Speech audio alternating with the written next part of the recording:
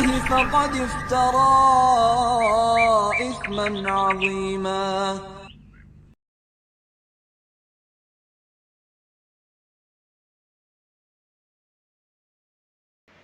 Bismillahirrahmanirrahim. Assalamualaikum warahmatullahi wabarakatuh. Innal hamdalillah nahmaduhu wa nasta'inuhu wa nastaghfiruh. Wa na'udzu billahi min shururi anfusina wa min sayyiati a'malina. May yahdihillahu fala mudilla lahu wa may yudlil fala hadiya lahu. Wa asyhadu an la ilaha illallah wa asyhadu anna Muhammadar Rasulullah. Allahumma shalli ala Muhammadin wa ala alihi wa sahbihi ajma'in. Wa qala ta'ala ya ayyuhalladzina amanu taqullaha haqqa tuqatih wa la tamutunna illa wa antum muslimun. Amma ba'du. Inna astaqal hadis kitabullah wa khairul hadi hadi Muhammadin sallallahu alaihi wa alihi wasallam wa syarrul umuri muhdatsatuha wa kullu muhdatsatin bid'ah wa kullu bid'atin dhalalah wa kullu dhalalatin finnar. Masih muslimin rahimani wa rahimakumullah, ikhwan akhwat sekalian. Alhamdulillah pada pagi hari ini kita bisa berkumpul di masjid ini untuk belajar bersama. Mudah-mudahan nanti apa yang kita pelajari manfaat buat kita amalkan. Salawat dan salam selalu kita sampaikan kepada Nabi kita Nabi Muhammad sallallahu alaihi wasallam. Hadirin hadirat rahimani wa rahimakumullah. Kita masih di bulan awal Dzulhijjah. Maka amalan yang paling Allah cintai adalah amalan seseorang di awal Dzulhijjah. Ini sebelum kita masuk materi sirahnya. Sebagai tambahan, walal jihad fi sabilillah ya Rasulullah, walal jihad fi sabilillah. Termasuk juga amal jihad ya Rasulullah. Kata Rasulullah SAW, iya. Walal jihad fi sabilillah. Termasuk juga jihad fi sabilillah. Kecuali rajulun kharaja bi nafsihi wa malihi. Seseorang yang dia keluar berjihad dengan hartanya dan dirinya untuk mati. Falam yakhruj, maka dia tidak mendapatkan apa-apa. Tidak pulang, walam yarji, kecuali dia mati syahid. Maka orang yang berjihad dengan hartanya, dengan jiwanya, dia mati syahid, maka itu lebih baik dari 10 hari awal Dzulhijjah. Tapi kalau dia tidak mati syahid, dia pulang ke rumah dalam jihadnya, dia selamat, mendapat kemuliaan, maka amal yang lebih Allah cintai adalah 10 awal Dzulhijjah ini. Kita masih ada beberapa hari, mari kita jangan sia-siakan 10 awal Dzulhijjah. Amalan apa yang kita kerjakan di 10 awal Dzulhijjah? Yang pertama adalah takbir, tahlil dan tahmid. Karena Rasul mengatakan fa'aksiru fiha at-takbir wa tahmid wa tahlil. Yaitu takbir, tahlil, tahmid. Ada yang mutlak dan ada yang muqayyad. Yang mutlak adalah dari awal Dzulhijjah sampai nanti akhir tasyrik 13 Dzulhijjah pada asar. Yang terakhir, apa yang dibaca? Allahu Akbar, Allahu Akbar, Allahu Akbar. La ilaha illallah, wallahu akbar. Allahu Akbar, walillahil hamd. Itu dibaca di rumah, di pasar, dalam kendaraan, ya. Karena hal ini juga dikerjakan oleh para sahabat Nabi dan juga para tabi'in, tabi'ut tabi'in. Ya, karena ini tidak masyhur di masyarakat, tentu saja kita ya melakukannya sendiri-sendiri saja. Tidak usah keras-keras. Ini mutlak. Kemudian ada takbir muqayyad, yaitu dari ketika orang wukuf di Arafah sampai akhir tasyrik 13 Hijriah Dzulhijjah. Ya. Di awalnya Arafah itu, pas wukuf di Arafah, pada takbir, tahlil, tahmid. Kemudian disebutkan juga takbir muqayyad adalah takbir yang dibaca tahlilan, takbir, tahlil, tahmid, bukan tahlilan ya, setelah sholat wajib. Jadi setelah sholat wajib kita takbir, tahmid, tahlil. Ya, tahlil, tahmid. Setelah sholat wajib, tetapi tidak dikomando kemudian bersama-sama, tidak. Tetapi apa? Sendirian, sendirian. Ya, setelah sholat 5 waktu atau di waktu yang lain. Karena disuruh Nabi SAW untuk banyak zikir. Di antara zikirnya adalah tadi itu, ya, membaca takbiran. Maka ayam tasyrik, hari-hari tasyrik adalah adalah apa? Yaumul akli wasyurbi wadzikri. Hari-hari tasyrik adalah hari makan dan minum dan juga zikir. Termasuk zikir tadi, takbiran. Nah, ini di hari tasyrik ada takbir muqayyad. Ini dilakukan yang pertama. Yang kedua, puasa sunnah dari awal Dzulhijjah sampai tanggal 9. Nabi SAW berpuasa tis'an min Dzulhijjah, 9 hari di bulan Dzulhijjah awal.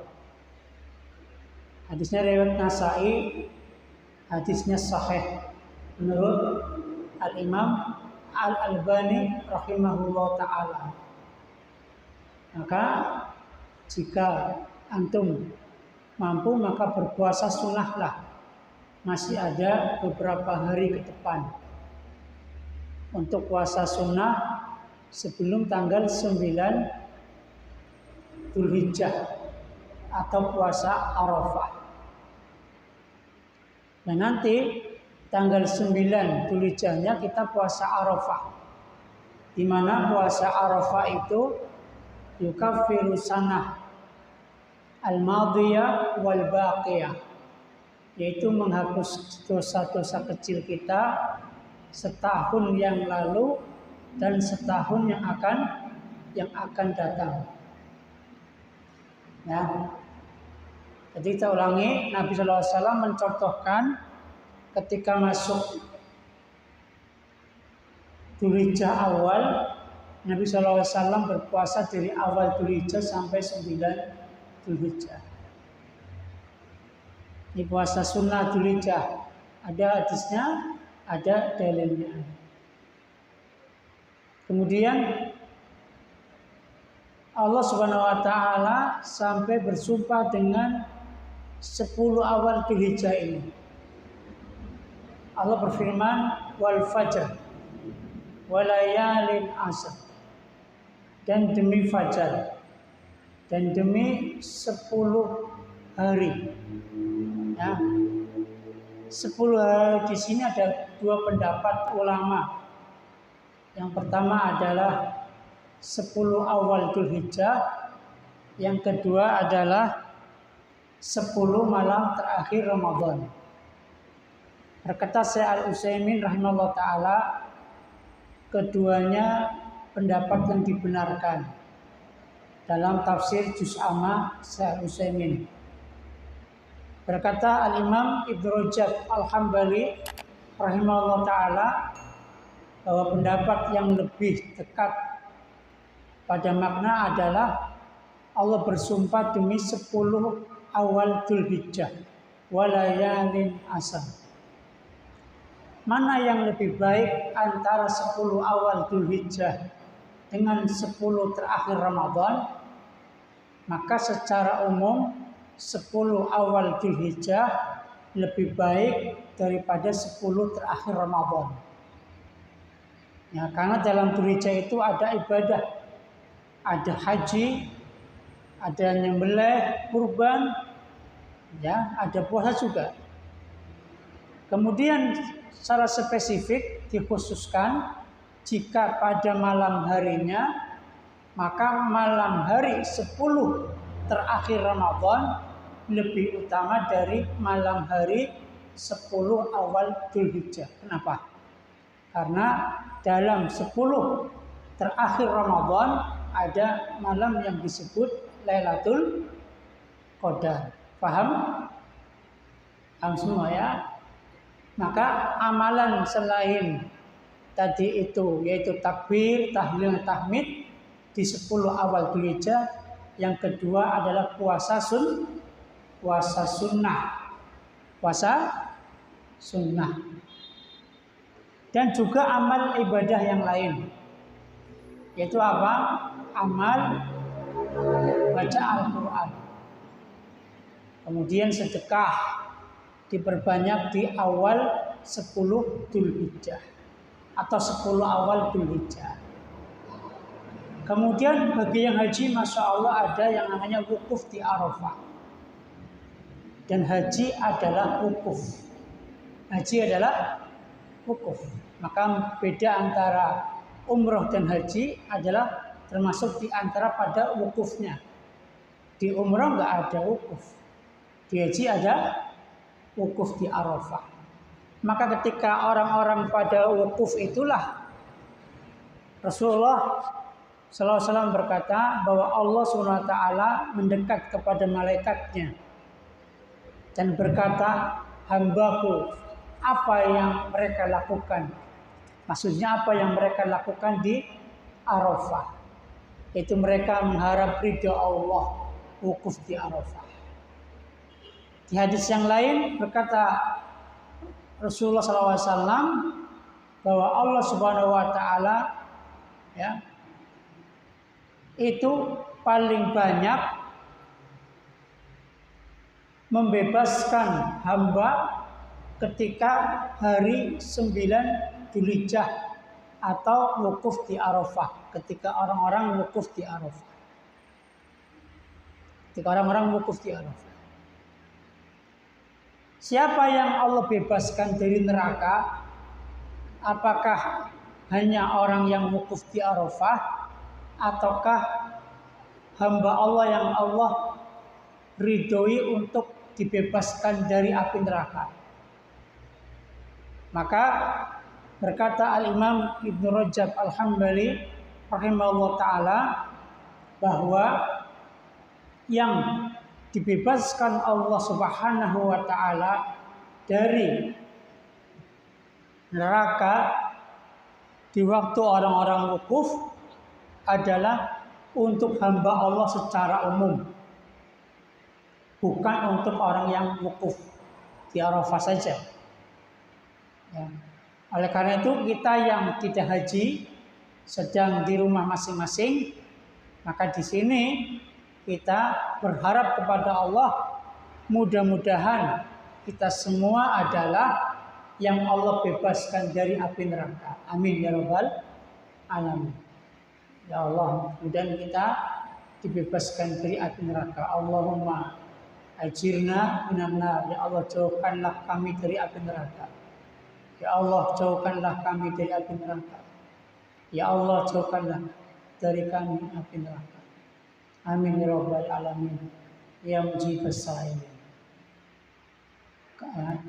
Kemudian saya tambahkan, ketika hari-hari nahar, hari-hari yang namanya hari tasyrik, berbanyak zikir tadi, ya, sambil nyindiki sate, Allahu Akbar, Allahu Akbar, la ilaha illallah, Allahu Akbar, walillahil hamd. Ya itu ya, perbanyak zikir, yaitu diantaranya takbir, ya, tahlil dan tahmid. Kemudian amal apa lagi di bulan Dzulhijjah yang lebih utama adalah kurban. Maka kurban adalah amalan paling utama selain haji, ya. Di hari Idul Kurban yang paling utama kurban. Di Dzulhijjah haji dan kurban. Haji wajib, kalau kurban tidak. Tapi amal yang paling utama di Idul Kurban adalah kurban. Pertanyaan kepada antum, Idul Adha sama Idul Fitri lebih utama mana? Bismillah.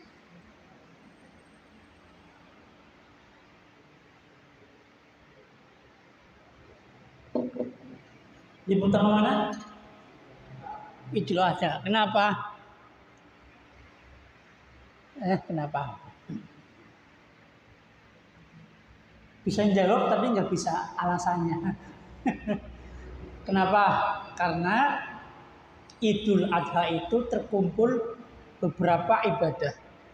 Yang pertama sholat Idul Adha tentunya. Yang kedua ada kurban. Kalau Idul Fitri ya Idul Fitri saja. Tapi di Indonesia Idul Fitri lebih besar kayaknya. Sampai orang pada mudik ya. Idul Adha malah liburnya seberapa hari? 2 hari Idul Adha. Tahun ini ditambah pemerintah 1 hari, 3 hari libur. Yaitu cuti bersama. Padahal kan hari tasyriknya sampai 3 hari, 4 hari sama Idul Adhanya ya. Itu kan hari makan-makan ya. Sama hari minum. Hari banyak zikir. Kalau jadi ASN, PNS cuma 3 hari liburnya. Ya. Maka amalan yang utama di Idul Adha adalah kurban. Maka Allah berfirman, "Fasholli li rabbika wanhar." Maka fasholli, salatlah untuk Rabbmu lillahi ta'ala. Sebagaimana Allah berfirman, "Qul inna salati wa nusuki wa mahyaya wa mamati lillahi rabbil alamin." Ya. Salatku, ibadahku, nusukku, kemudian hidupku dan matiku adalah karena Allah lillahi rabbil alamin. Itu harus begitu. Yang punya uang jangan eman-eman kurban. Diberi nikmat sama Allah, jangan lupa kurban. Allah berfirman, "Inna a'tainakal kautsar, fasholli li rabbika wanhar." Sesungguhnya kami telah memberikan kepadamu ya Muhammad al-Kautsar. Al-Kautsar itu telaga Al-Kautsar. Khusus untuk Nabi Muhammad SAW. Di sampingnya telaga itu ada kemah-kemah terbuat dari mutiara yang bercelah-celah atau ada lubang-lubangnya. Kemudian sungainya, telaga ini airnya lebih putih dari susu. Abyad minal laban wa ahla minal asal. Lebih manis daripada madu rasanya. Kemudian Yang namanya gelas-gelasnya ya, kanujum bis sama, seperti bintang-bintang di langit banyaknya. Itu Masya Allah. Kemudian Rasul yang mencelupkan jari tangannya ke dasar telaga tersebut, telaga Al-Kausar. Setelah itu ya, setelah dicelupkan, diangkat jari tangannya, maka baunya adalah seperti minyak kasturi, sangat wangi sekali. Itu dasar telaga Al-Kausar. Masya Allah. Ini ketika Mi'raj, dimi'rajkan oleh Allah Azza wa Jalla. Kemudian ada orang yang mau minum, gak jadi minum. Maka Rasul berkata, "Hai umatku, sini minum." Ternyata ada suara, "Engkau tidak tahu ya Muhammad tentang apa yang mereka kerjakan setelahmu, di belakangmu. Ma'ahdasu khalfahum, khalfak." Apa yang telah mereka kerjakan, buat ibadah di belakangmu. Jadi mereka yang tidak minum telaga Al-Kausar adalah mereka yang suka membuat ibadah baru versi mereka sendiri yang tidak dicontohkan oleh Nabi Muhammad Sallallahu Alaihi Wasallam. Maka ada dua hadis yang menjadi ketentuan ibadah diterima tidaknya. Yang pertama hadis Umar bin Khattab radhiyallahu anhu, "Innamal a'malu binniyat wa innama likulli imri'in ma nawa." Sesungguhnya seorang itu, amal itu dengan niat, dan seseorang tergantung dengan apa yang ia niatkan. Ini hadis tentang hati. Kalau orang nggak ikhlas, niatnya nggak akan diterima, amalannya apapun, kurbannya nggak ikhlas nggak diterima. Kemudian yang kedua, hadis Aisyah radhiyallahu anha, riwayat Muslim. Apa? Man amila amalan laisa alai amruna fahuwa raddun. Siapa yang beramal tidak ada contohnya dari kami, dari Rasulullah SAW, maka amalannya tertolak. Ini adalah amalan dohir yang dilihat oleh mata kita. Jadi kalau kita lihat secara mata kita, amalannya nggak ada contoh dari Nabi, maka tertolak. Ini dua hadis yang menjadi sumber amal ditolak ataukah tidak. Maka dari itu ikhlasillah. Yang kedua, ittiba, mengikuti sunnah Nabi Sallallahu Alaihi Wasallam. Ya, berbanyak sholawat kepada Nabi Sallallahu Alaihi Wasallam. Maka kurban bagi yang mampu. Berkata Rasulullah SAW, "Man lahu sa'ah falam yudahi fala yaqrabanna musallana." Siapa yang punya kemampuan di waktu Idul Kurban untuk kurban, tapi dia tidak berkurban, maka jangan dekati tempat sholat kami. Ini artikan larangan ataupun di Rasulullah SAW. Jangan dekati tempat sholat kami. Bagi yang mampu tapi tidak berkurban. Ya, ini amalan Dzulhijjah. Syukur-syukur nanti di hari H, antum dapat rezeki, bisa beli dadakan kambing, ya kan? Kurban, nggak apa-apa. Nah ini, syukur-syukur, insya Allah. Kan nggak ada yang tahu rezeki, betul? Mas, ini saya mau ngasih antum hadiah karena antum begini-begini.